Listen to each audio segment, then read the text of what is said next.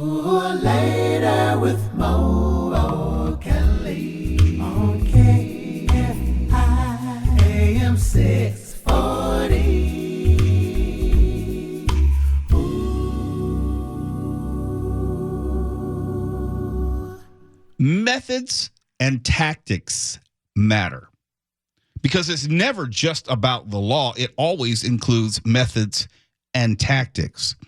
The ongoing deportation and immigration enforcement debate, it's not just about finding and removing those who are not in this country legally. It includes the methods and tactics employed. The question, and I think the principal question, is whether we are concerned about illegal immigration generally or just Latinos illegally in America specifically. There are thousands of things which are illegal in America. There are thousands of things that you can't do, places you can't go, activities you can't participate in, etc.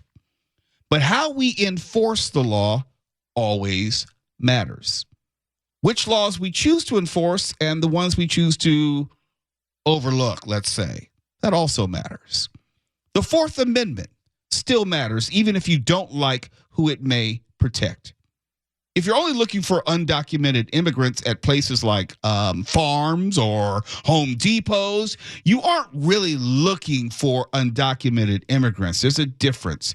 You're just looking for Latinos who fit the description. Can we tell the truth?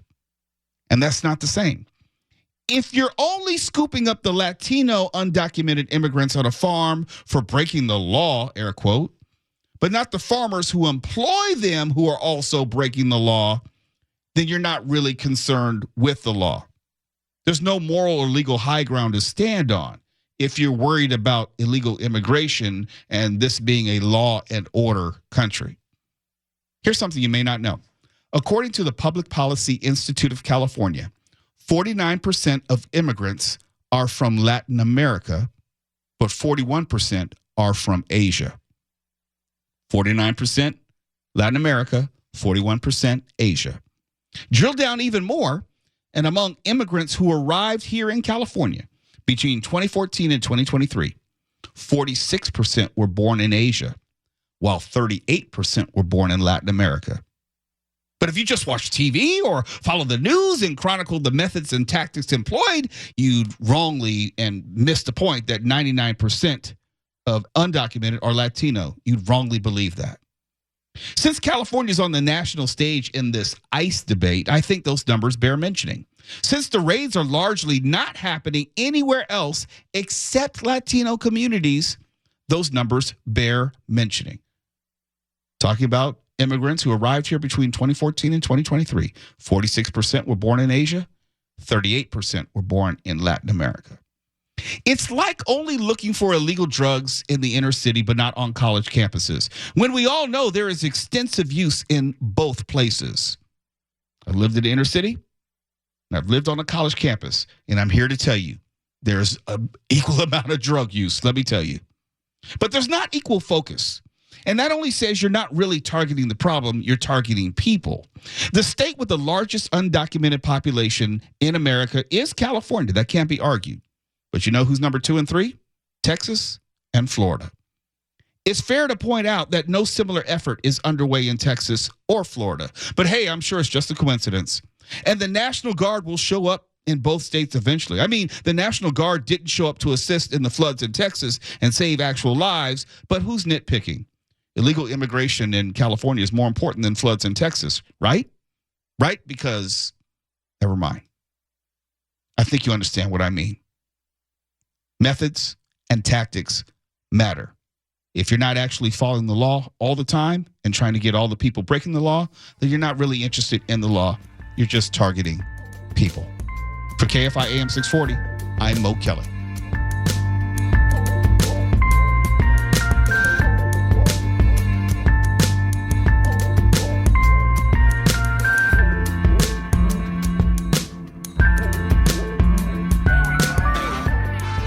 A little more than 6 years ago to the day, July 9th, 2019, Jeffrey Epstein was arrested and charged with sex trafficking of minors and conspiracy to commit sex trafficking of minors. Those were federal charges.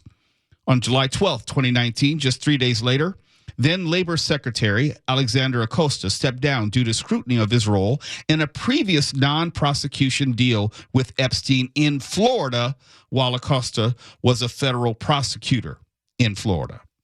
Jeffrey Epstein was found dead in his cell a little more than a month later on August 10th, 2019. Donald Trump was president at the time. Bill Barr was the attorney general. November 12th, 2020, the Justice Department's Office of Professional Responsibility, under the purview of Bill Barr, issued a report criticizing Alex Acosta in handling the Jeffrey Epstein investigation that led to Epstein being cut a sweetheart deal that protected him and others from federal prosecution in the Florida case. That deal was made in 2008, which allowed Epstein to plead guilty to state charges of procuring a person under 18 for prostitution and solicitation of prostitution instead of the more serious federal charges of child sex trafficking. In other words, Alex Acosta declined to prosecute on a federal level. Epstein was sentenced to 1.5 years in the Palm Beach County jail system, followed by a year of house arrest. He was required to register as a sex offender. The deal also gave immunity to, quote, any potential co-conspirators of Epstein, close quote. That is a quote. That's important. Epstein dodged federal charges. His co-conspirators were granted protection against prosecution, and Epstein had to only face minor state charges. That was 2008. And that's also important to know because the Florida Attorney General from 2011 to 2019 was none other than Pam Bondi. Yes, that Pam Bondi. Meaning Bondi had access to all of these original Epstein files as long as 14 years ago. And I'm recounting all this because this was all out in the open. Maybe I just paid closer attention to this stuff, closer than most people. But releasing the Epstein files, as they're called, be they the Florida or the federal ones, have never been predicated on electing Donald Trump president in 2024.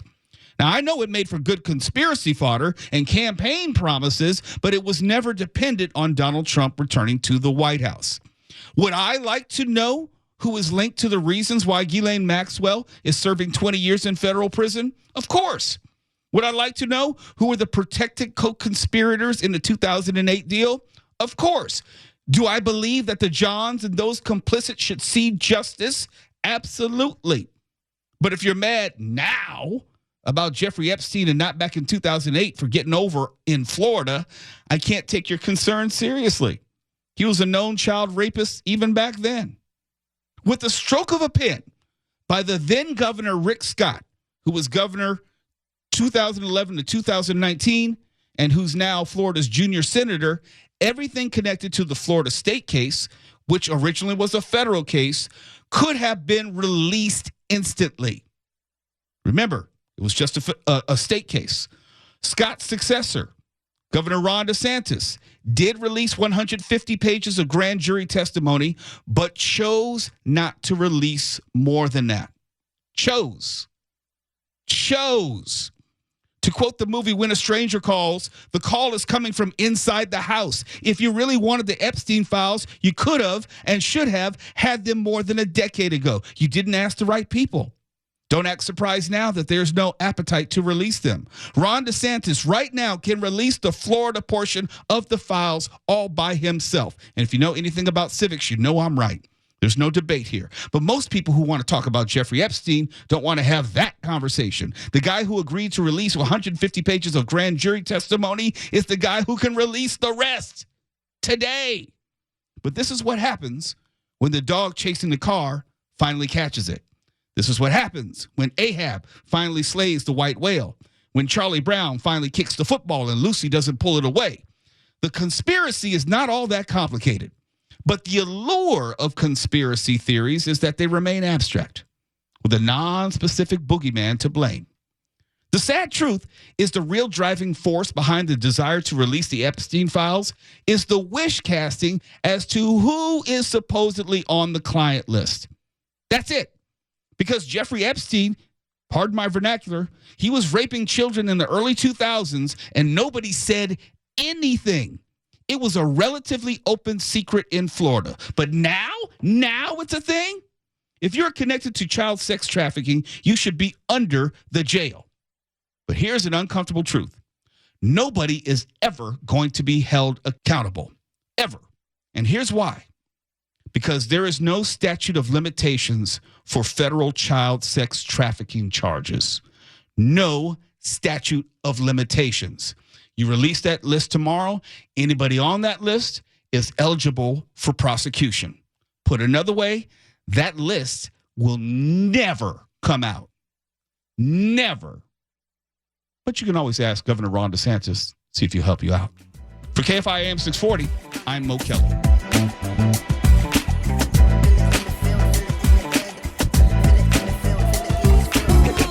The Late Show with Stephen Colbert will be no more as of May 2026, just in case you hadn't heard the news. It came as a shock to, I would say, all the entertainment world. Nobody saw it coming, or maybe some did. Colbert announced the impending end to his show during taping earlier today, to which CBS released the following statement. Quote, The Late Show with Stephen Colbert will end its historic run in May 2026 at the end of the broadcast season. We consider Stephen Colbert irreplaceable and will retire the Late Show franchise at that time. We are proud that Stephen called CBS home. He and the broadcast will be remembered in the pantheon of greats that graced late night television. Close quote. And CBS also said, and this is something I really want you to key in on, quote, purely a financial decision against a challenging backdrop in late night, it is not related in any way to the show's performance, content, or other matters happening at Paramount, close quote.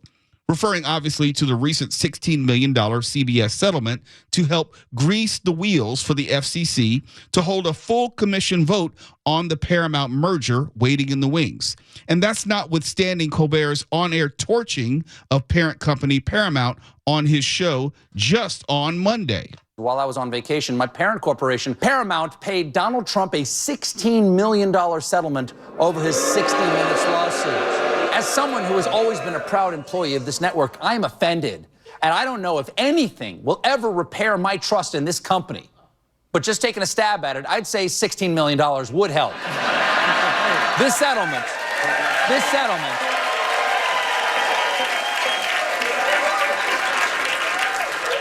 settlement is for a nuisance lawsuit Trump filed claiming that 60 Minutes deceptively edited their interview with then-candidate Kamala Harris last fall. Paramount knows they could have easily fought it because, in their own words, the lawsuit was completely without merit.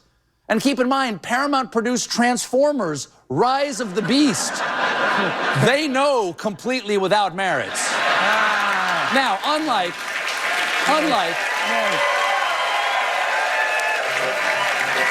the payoffs from ABC and Twitter, Paramount's settlement did not include an apology. Instead, that's good. Instead, the corporation released a statement where they said, you may take our money, but you will never take our dignity. You may, however, purchase our dignity for the low, low price of $16 million. We need the cash. Now, I believe...